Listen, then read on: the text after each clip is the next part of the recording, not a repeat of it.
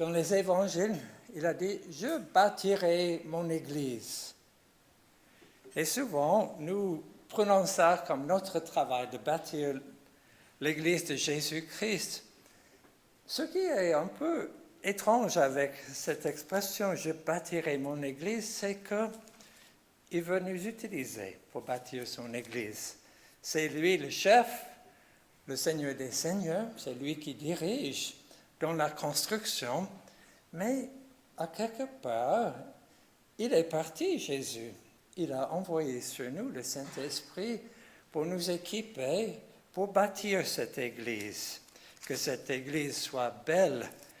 En fait, il prépare une épouse, son épouse, l'épouse de Jésus-Christ. Et nous sommes ici sur la terre, non seulement de vivre notre salut, mais aussi d'œuvrer pour lui dans la construction du royaume. Ce n'est pas nous qui choisissons quoi faire, comment le faire, c'est lui, le chef et notre guide. Et nous allons surtout regarder dans ce passage, dans 1 Corinthiens 12, si vous avez une Bible, vous pouvez suivre avec. L'apôtre Paul commence ici avec des Corinthiens de... Tu as le truc pour changer? Ah, ok, t'es caché, merci. L'apôtre Paul commence une œuvre avec des Corinthiens ici.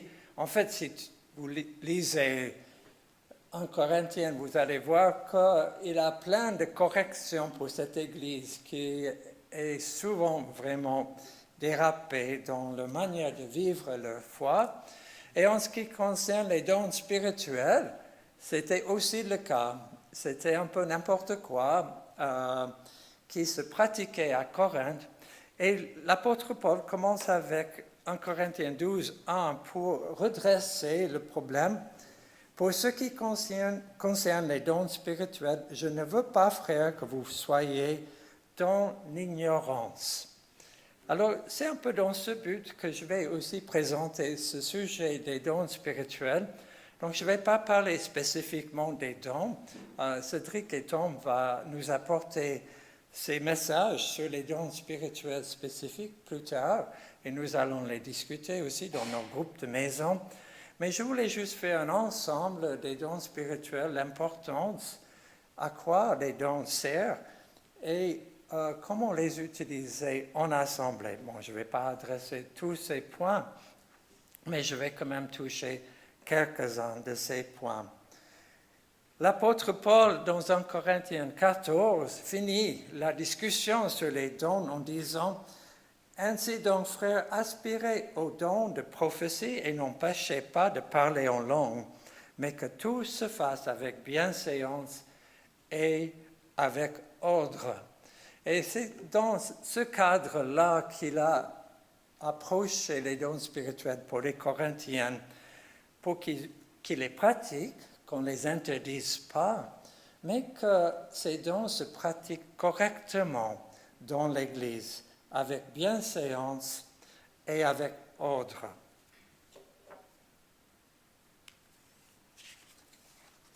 Voilà. Alors, on va lire les versets 4 à 7 dans 1 Corinthiens 12 pour voir d'abord le but des dons.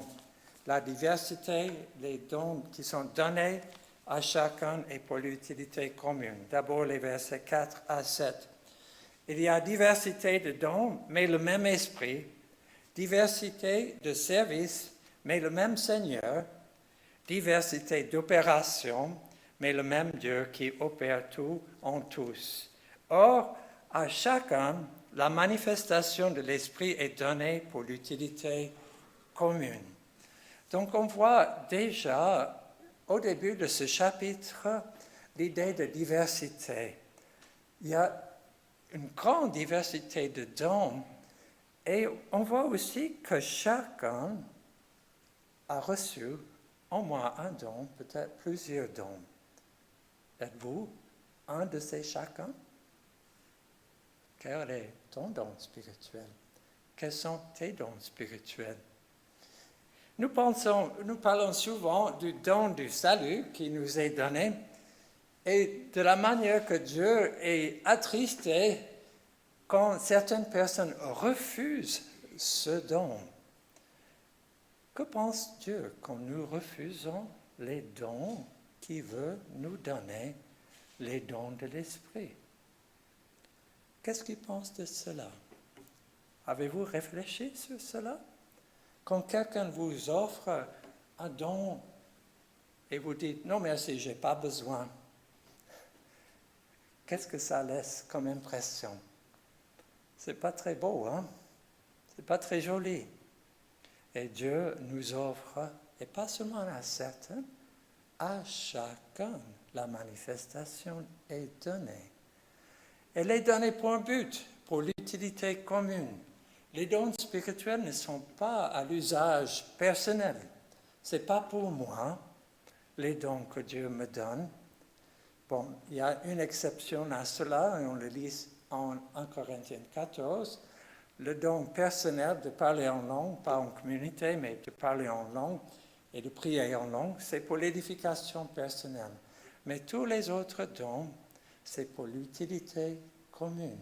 C'est pour les autres. Et en fait, Dieu, à travers des dons qu'il veut verser sur chacun des membres de son Église, c'est pour nous équiper, pour faire l'œuvre de construire son royaume. Si nous sommes des ouvriers et ils nous donnent des dons, ce n'est pas comme vous allez à un chantier, vous êtes maçon ou vous êtes charpentier et vous travaillez avec des cailloux pour taper des clous. Non, on apprend dans notre apprentissage que si on est charpentier, on va utiliser quoi? Un marteau, ce n'est pas des cailloux. On a des outils puissants, et Dieu, pour construire son Église, il nous donne des outils à chacun. Ça dépend du travail que nous avons besoin de faire. L'outil est donné pour utiliser, pour construire son Église. Un seul et même esprit opère toutes ces choses, les distribuant à chacun en particulier comme il veut. Il choisit les outils qu'il veut me donner, il choisit les outils qu'il veut te donner, et c'est le Saint-Esprit qui les distribue. Et c'est lui qui opère aussi. Donc nous sommes à quelque part l'intermédiaire entre l'œuvre que Dieu veut faire, et c'est le Saint-Esprit qui travaille en nous pour produire. Mais il utilise nos dons et nos dons spirituels, selon ce que l'apôtre Paul dit ici dans 1 Corinthiens 12. Or, j'aimerais quand même comparer maintenant les dons naturels par rapport aux dons spirituels. Et j'ai mis ici quelques avantages et désavantages des deux types de dons. Nous connaissons tous des dons ou des talents naturels. Nous avons tous des talents et des dons naturels, sportifs, musicaux, intellectuels, peut-être la beauté. Toutes ces choses, ce sont des dons et des talents naturels. Et les avantages des dons naturels, c'est qu'ils sont assez faciles à utiliser. Pourquoi? Parce qu'on les connaît depuis notre jeunesse et on a appris à les utiliser. Quand j'étais un bébé, je ne connaissais pas mes talents. Bon, je ne me souviens plus non plus, mais je ne connaissais pas mes talents naturels. Mais c'est à travers l'éducation et d'essayer des différentes choses que j'ai appris, ce que je peux faire. J'ai aussi appris ce que je n'ai pas pu faire, ou je ne suis pas très bon pour faire, parce que j'avais beaucoup de temps. Les dons naturels sont donnés par Dieu et peuvent être utilisés pour lui. Mais vous savez quand même qu'il y a certains désavantages. Tout le monde, chrétien et non chrétien, a des talents et des dons naturels. Et nous voyons très fort dans ce monde qu'ils ne sont pas toujours utilisés pour la gloire du Seigneur, n'est-ce pas? Des grandes vedettes utilisent leurs dons, soit pour s'enrichir ou pour se glorifier très souvent. Et nous, peut-être nous avons aussi des mauvaises habitudes que nous traînons avec nous depuis notre jeunesse, oui, moi je peux faire ça, moi je suis très bon pour ça, c'est comme moi j'ai créé le don en moi. Tout ce que nous avons en fait vient de Dieu, mais parce que nous avons l'exemple du monde, nous sommes souvent attirés de faire avec nos dons naturels la même chose que ce monde fait. Un des désavantages des dons naturels, c'est qu'ils ne sont pas très puissants pour l'œuvre chrétienne. Pourquoi? Parce que l'œuvre chrétienne, c'est surtout une œuvre qui touche aux profondeurs des cœurs des êtres humains, et il faut quelque chose de plus que seulement des paroles humaines, des actions humaines et des talents humains pour amener les gens à Christ et pour aussi transformer les cœurs des uns des autres pour être de plus en plus dans l'image de Jésus-Christ. Ils sont utiles, mais pas très, très puissants quand même. Ils peuvent conduire à l'orgueil, comme j'ai dit tout à l'heure, mais il y a aussi une autre chose avec des dons naturels. L'estime que nous portons pour nous-mêmes est souvent basée sur nos talents ou nos dons, ou peut-être l'absence. Je ne suis pas très intelligent, je ne suis pas très fort.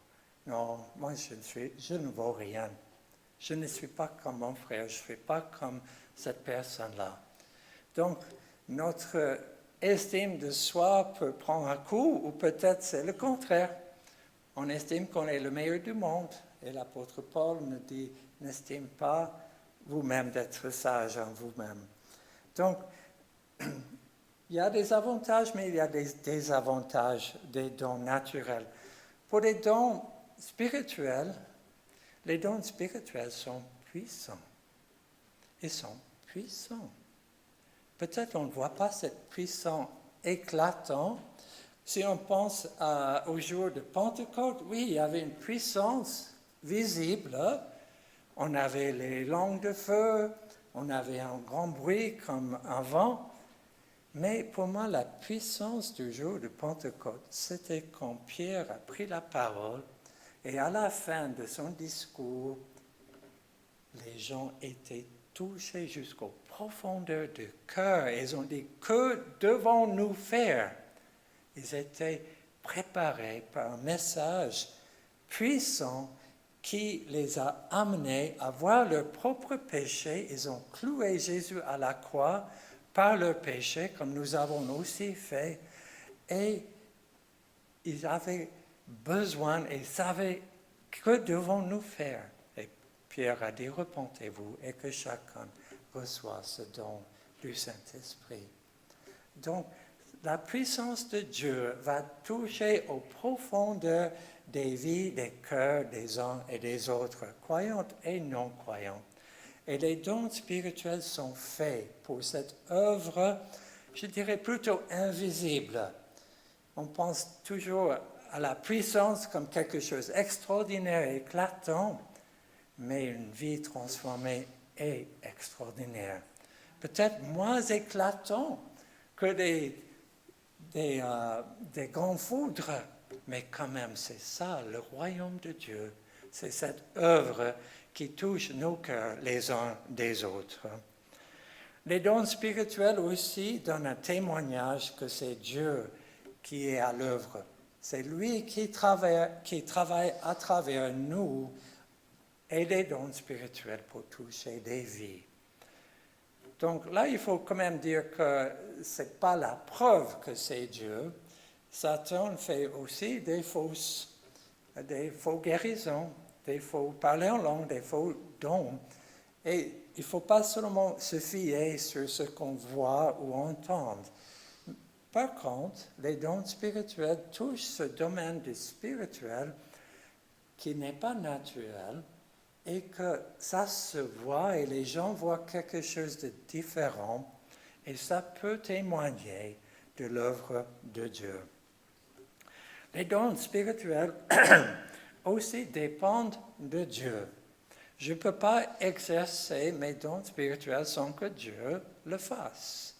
Je dépends de lui. Je ne peux pas seulement, par exemple, dans un enseignement, choisir moi le sujet, venir devant vous et enseigner. bon, je peux le faire, mais il ne va pas toucher vos cœurs et il ne va rien servir en fait. J'ai certaines aptitudes que je peux faire moi-même, mais on voit bien quand il y a une dépendance sur Dieu, quand nous pratiquons les dons que le Seigneur nous donne, que ça produit des changements dans les vies des uns des autres. Il y a certains désavantages aussi des dons spirituels. On a besoin de les découvrir. Si vous ne connaissez pas le don que le Seigneur t'a déjà donné, il faut le découvrir. Comment découvrir nos dons? Comment est-ce que vous avez découvert vos talents naturels? Il y a plusieurs choses. Il y avait certains apprentissages que vous avez faits. Par exemple, à l'école, vous avez trouvé que vous êtes très bien dans le dessin, mais très très mauvais dans le sport ou dans les maths. C'est en fait en pratiquant, en essayant de pratiquer, que parfois on découvre nos dons. Peut-être il y a quelqu'un qui nous instruit et après on découvre, oui, je peux faire ça. En ce qui concerne le don d'enseignement que le Seigneur m'a donné, j'avais une opportunité dans mon église aux États-Unis de diriger un groupe de maison et aussi de prêcher une fois. Et c'est quand j'ai prêché la première fois que j'avais plusieurs personnes qui sont venues me dire « Tu as vraiment le don, la guérir, il faut le développer. » Je ne savais pas trop, je ne voulais pas ce don d'enseignement, j'ai déjà dit ça une fois, mais c'est en pratiquant, en essayant que j'ai découvert. J'ai aussi fait beaucoup d'évangélisation, parce que j'étais dans une église à une université aux États-Unis, mais ça, je peux vous dire que ça n'a pas porté grand-chose du tout. Donc, mais j'ai essayé quand même. Il y a une manière d'essayer des choses et aussi d'essayer des dons spirituels. Si quelqu'un est malade, tu peux prier pour elle et voir si ça touche, si le Seigneur répond. Peut-être tu as une parole à cœur pour quelqu'un, un don de prophétie peut-être, il faut le donner. Donc, moi je dirais qu'il y a des manières avec un peu de sécurité à essayer et des manières un peu fous. Si vous pensez que vous avez une parole pour quelqu'un, il ne faut pas le dire, venir, écoute, le Seigneur te dit, et après vous délivrez votre message. Peut-être c'est un peu trop fort, n'est-ce pas? Peut-être vous pouvez plutôt dire, écoute, j'ai à cœur ce passage, je peux le lire pour toi. Et si ça touche, peut-être on découvre, on a un don d'entendre ce que le Seigneur veut dire aux autres, qui peut être un don de prophétie, par exemple. Donc, je vous encourage. On est tous appelés d'être enfants de Dieu. Nous avons des enfants ici qui sont un peu plus âgés et des enfants un peu plus jeunes.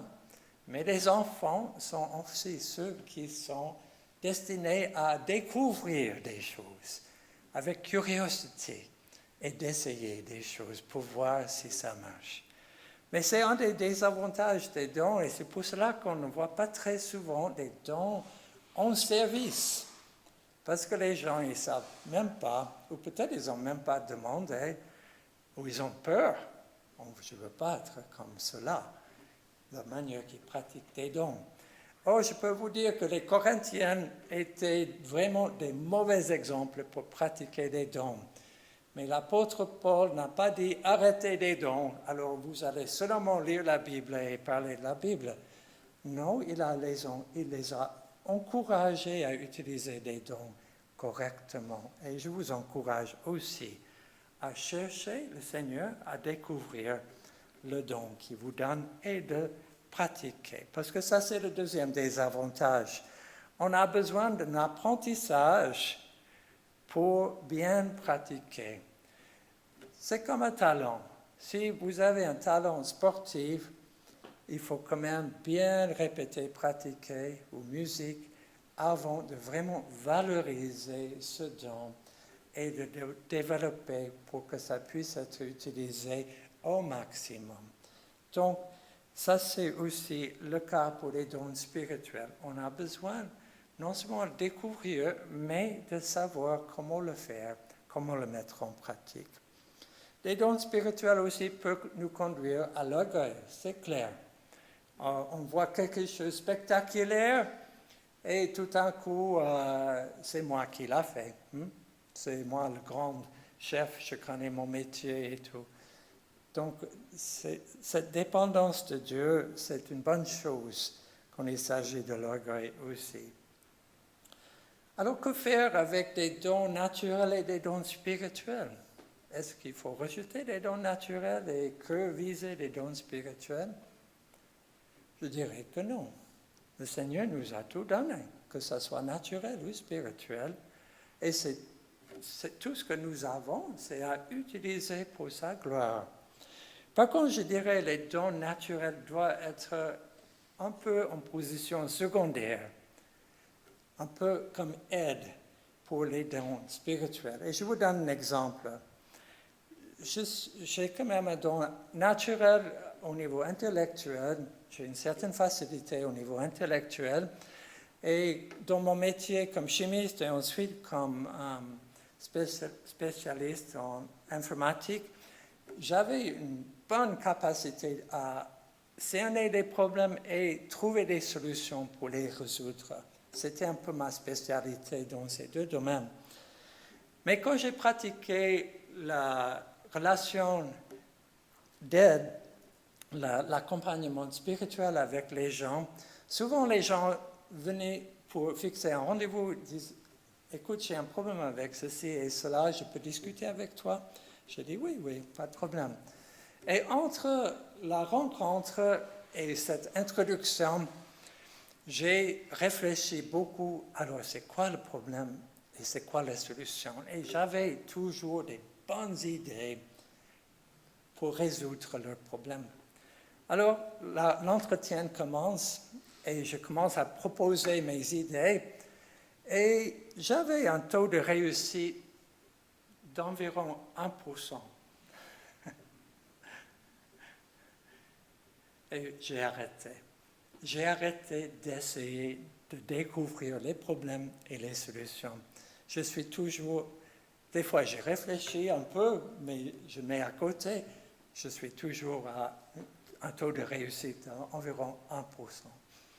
Donc je mets pas mon intellect dans la poubelle, mais quand même, je mets en place secondaire par rapport aux dons spirituels que le Seigneur me donne pour aider les gens. Donc, si nous faisons cela avec nos dons naturels, on va bien pouvoir servir le Seigneur. J'aimerais quand même parler de la puissance des dons spirituels avec deux exemples. Quand j'étais un des anciens dans l'église à Fribourg, une fois, il y avait un frère qui avait un très, très grave problème de dos. Il était au Chouv dans les soins intensifs et je suis allé à Lausanne avec le pasteur de notre église pour l'imposition des mains et l'onction de l'huile, comme c'est indiqué dans Jacques 5. Nous sommes montés à l'étage des soins intensifs, je pense que c'était au 5e étage, et on a oublié l'huile dans la voiture. Alors on a fait une onction avec Evian, de l'eau minérale, et nous sommes partis. Et le lendemain, on a entendu qu'il a été miraculeusement guéri. Et j'ai discuté avec mon pasteur, j'ai dit, Robert, est-ce que tu avais la foi? Une foi un peu spéciale. Il dit, pas moi, et toi? J'ai dit, non, pas tellement. Donc, des fois, le Seigneur, je n'ai pas un don de guérison, mais des fois, le Seigneur nous donne quand même un don qu'on ne sait même pas utiliser correctement, mais il est plein de grâce, notre Seigneur. Alors, n'hésitez pas à prier pour les gens. Vous n'avez pas besoin de déclarer en haut et très fort, vous êtes guéris dans le nom de Jésus, mais juste priez. Vous pouvez aussi imposer des mains. Il n'y a pas de règle dans la Bible qui peut imposer des mains. Et j'aimerais aussi vous donner une autre histoire. quand j'étais en Tunisie l'année passée pour un de ces cours que je donne aux missionnaires, c'était pour les missionnaires en Algérie, on avait donné toute une semaine de cours et à la fin de la semaine, notre cuisinière, aussi qui travaille pour la mission, elle est venue vers moi. Est-ce que tu peux traduire pour moi? J'ai quelque chose à dire à ce frère. Je dis, je peux traduire parce qu'elle parlait anglais avec moi. Je traduisais en français pour le frère. Et elle a dit à Jalem, Jalem, j'ai eu une vision pour toi. Je t'ai vu comme un homme enterré jusqu'au cou dans la sable. Et Jésus est venu prendre ta main, t'a fait sortir du sable et t'a mis tes pieds sur le roc. Et Jalem a reçu cette parole, cette vision qu'elle a eue, et je n'ai pas eu de réaction, mais plus tard, quand les frères ont donné des témoignages de ce qui leur a touché dans ce cours, Jalem a dit, ça fait longtemps maintenant que j'ai des horribles doutes sur mon salut. Et ça me tracasse jour et nuit tout le temps. J'ai des horribles doutes. Et la vision que tu as eue, que tu m'as donnée, et parlait de cette âme, notre cuisinière, m'a libéré. Vous voyez la puissance des dons spirituels. Ça n'a pas besoin d'être quelque chose d'éclatant et très très fort. Mais Dieu, il libère son peuple et il nous utilise les uns des autres selon les dons qu'il nous donne pour libérer et pour changer la vie des uns des autres. Continuons dans 1 Corinthiens 12, un peu plus loin. Il y a une diversité de dons, de services et d'opérations. C'est un langage un peu spécial que l'apôtre utilisait ici. Ce n'est pas seulement des dons, c'est aussi des services et des opérations. Donc, on a déjà lu dans 1 Corinthiens 12, 4 à 6, ce verset, mais lisons ce que Paul dit à la fin de ce chapitre 12. Et Dieu a établi dans l'Église, premièrement, des apôtres, deuxièmement, des prophètes, troisièmement, des docteurs. Ensuite, il y a le don des miracles, puis les dons de guérir, de secourir, de gouverner, de parler diverses sortes de langues. Tous sont-ils apôtres? Tous sont-ils prophètes? Tous sont-ils docteurs? Tous font-ils des miracles? Tous ont-ils des dons de guérison? Tous parlent-ils en langue? Tous interprètent-ils? Et si vous voyez des mots utilisés, on a deux sortes de mots en fait. Il y a des personnes qui pour moi c'est des dons de service, des dons de ministère, apôtres, prophètes, docteurs, mais ensuite il parle des dons, que des dons qui sont donnés. Donc vous voyez la différence? Dieu donne des dons à chacun pour œuvrer pour lui, mais il donne aussi des personnes qui sont aussi des dons. Il donne des ministères comme des apôtres, des prophètes et des docteurs. Donc, il y a vraiment une grande diversité de ce que Dieu donne. Certains ont des titres parce qu'ils pratiquent un ministère normal. Et en fait, ces personnes comme apôtres, si on prend et on regarde les apôtres, on voit bien qu'ils avaient des dons aussi spirituels comme prophétie, comme docteurs, ils étaient aussi des enseignants. Paul avait un don de berger, pasteur. Donc on voit bien que pour certains ministères, des dons ministères, il faut avoir plusieurs dons pour accomplir tout le ministère. Bon, je voulais juste souligner ça. Maintenant, nous allons passer à la communauté. Les dons, c'est pour l'utilité commune, mais on découvre aussi dans 1 Corinthiens 12, et on a un assez long passage que je vais lire, on voit aussi que les dons sont à pratiquer en communauté, mais aussi ensemble. Parce que souvent, on a l'idée, voilà, j'ai un don, je le pratique. Et dans l'Occident, on est très, très indépendant, individuel. Comme dans les pays où je visite souvent, ils sont très, très communautaires. Il ne faudra jamais on n'a même pas besoin de parler de la communauté parce que ça, c'est dans leur culture.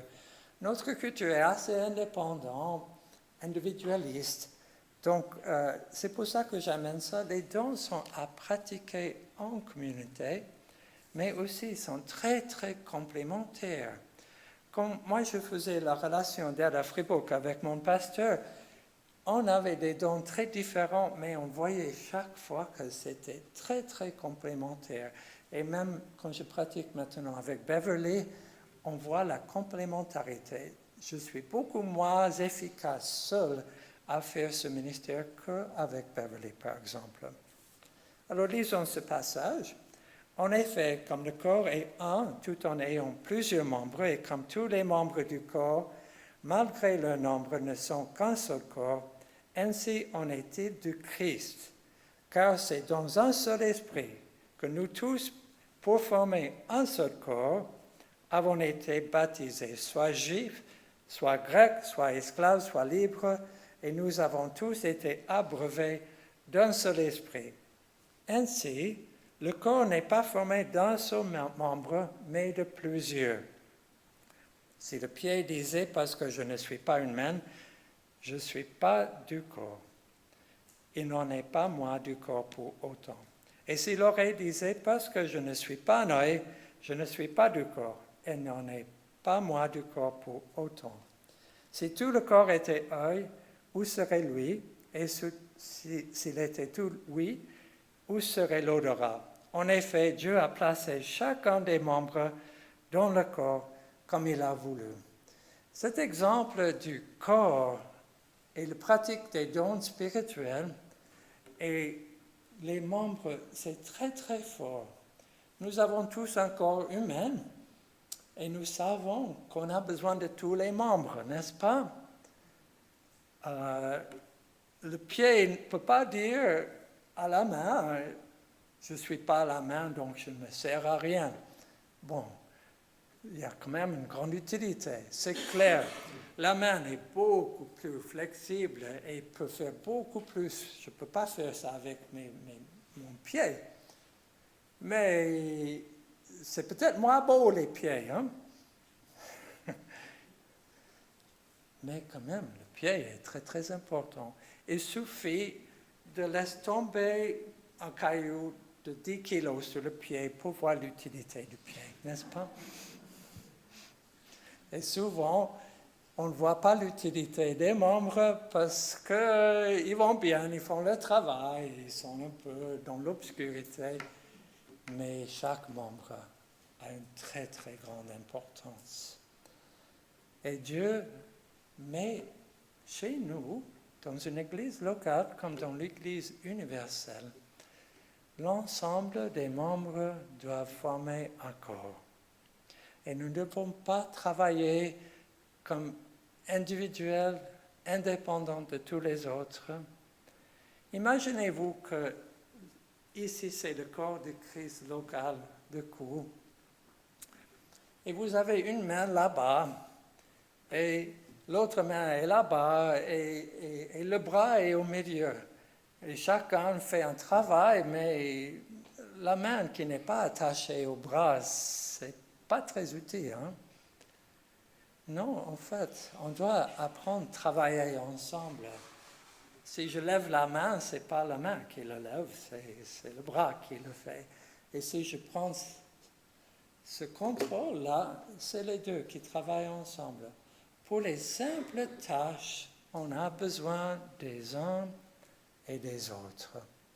Et du fait que c'est Dieu qui met des membres dans le corps comme il a voulu, avec des fonctions différentes, des services différents, c'est lui qui fait l'assemblage des membres, les uns à côté des autres, pour accomplir l'œuvre qu'il désire accomplir ici à Kourou et dans la région.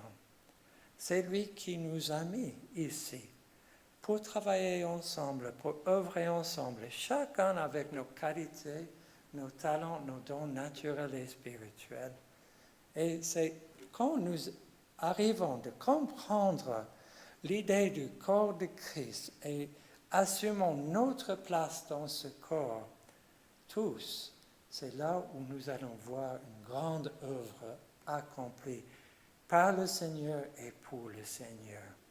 Mais nous avons tous une responsabilité de découvrir quels sont nos talents et les mettre en pratique, les mettre en service les uns pour les autres.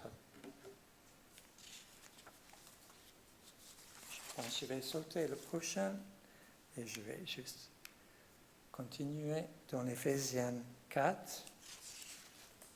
Ici, à nouveau, on voit des dons de service, des dons ministères que l'apôtre Paul, il y a 4 ici.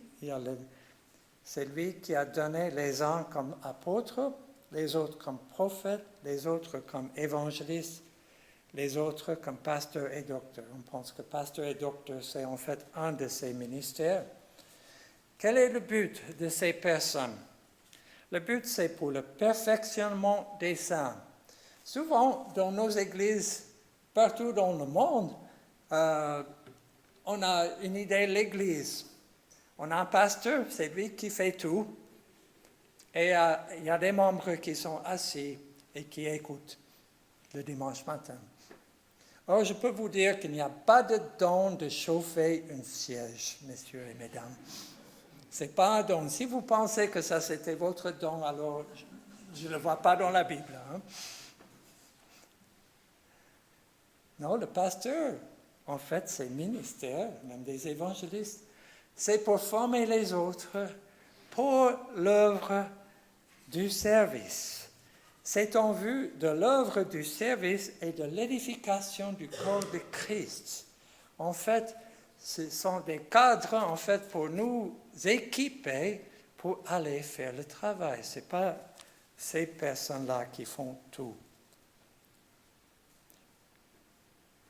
Jusqu'à ce que nous soyons tous parvenus à l'unité de la foi et de la connaissance du Fils de Dieu, à l'état de l'homme fait, à la mesure de la stature parfaite du Christ. Dieu, il a un but. Ainsi, nous ne serons plus des enfants flottants et entraînés à tout vent de doctrine jouée par les hommes avec leur fourberie et leurs manœuvres séductrices. Mais en disant la vérité, avec amour, nous croîtrons à tout égard en celui qui est le chef, Christ. Dieu veut, on n'est pas seulement appelé un corps, on est appelé le corps de Christ. Nous représentons Jésus-Christ sur la terre. Quelle image est-ce que l'Église baptiste de Cours donne de Jésus sur la terre? C'est le but, en fait, de cette croissance. C'est que quand les gens nous voient, ils voient Jésus. Pas seulement individuellement, mais en tant que corps, en tant que communauté. De lui, le corps tout entier, bien ordonné et cohérent, grâce à quoi? Grâce à toutes les jointures qui le soutiennent fortement, tire son accroissement dans la mesure qui convient à chaque partie et s'édifie lui-même dans l'amour. C'est en fait quand chaque membre est lié ensemble, chaque membre fait la fonction dont il est appelé à faire, que ce corps puisse prendre forme et être à l'image de Christ sur la terre. Donc chacun de nous, nous avons un rôle individuel, mais aussi un rôle corporel pour que ce monde voit Jésus comme il nous voit. Donc j'arrive gentiment à la conclusion. Et vous voyez un hamburger là au milieu. Normalement, j'avais un PowerPoint pour faire ça plus tard, mais ça n'a pas marché. Mais regardons ce que Paul dit dans 1 Corinthiens 12 et 14, et après j'explique l'hamburger. Aspirez au don des meilleurs, et je vais encore vous montrer une voie par excellence.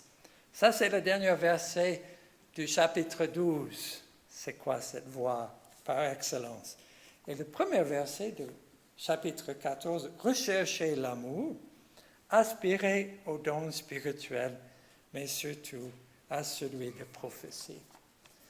Pour moi, 12, 13, 14, c'est le hamburger. 12 et 14 sont des pains. Chapitre 12 et 14 parlent que des dons spirituels. Et le chapitre 13, c'est quoi?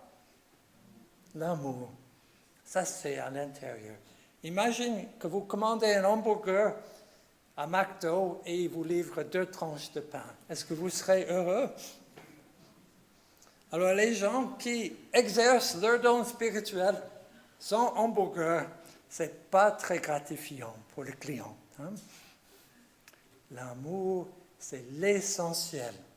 Les dons spirituels, en fait, c'est le pain qui fait passer l'hamburger. Si vous commandez un hamburger à McDo, il ne te passe que l'hamburger avec le ketchup et les oignons et les tomates. Vous ne serez pas très heureux. Hein? Il faut quand même le pain. Et le pain, c'est en fait ce qui transporte ce qui est bon. Bon, je suis américain, j'aime beaucoup les hamburgers, peut-être vous n'avez pas, mais c'est pour ça que j'ai pris ça. 12 et 14, c'est le pain. C'est ce que nous utilisons pour transporter l'amour.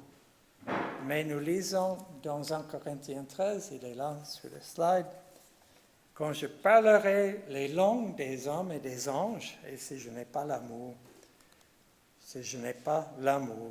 je suis du bronze qui résonne et une cymbale qui retentit. » Donc si je parle en langue, ou si je prophétise, et je n'ai pas l'amour, je fais que du bruit, et aussi du bruit vraiment pénible à entendre, n'est-ce pas? Et quand j'aurai le don de prophétie, la science de tous les mystères et toute la connaissance, quand j'aurai même toute la foi jusqu'à transporter les montagnes, si je n'ai pas l'amour, je ne suis rien.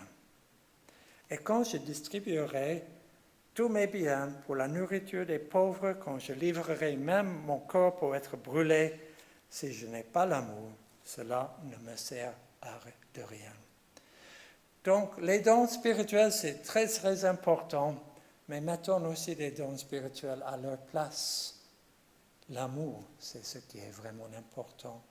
Et les dons spirituels, en fait, nous aident à proclamer, à montrer cet amour des uns aux autres.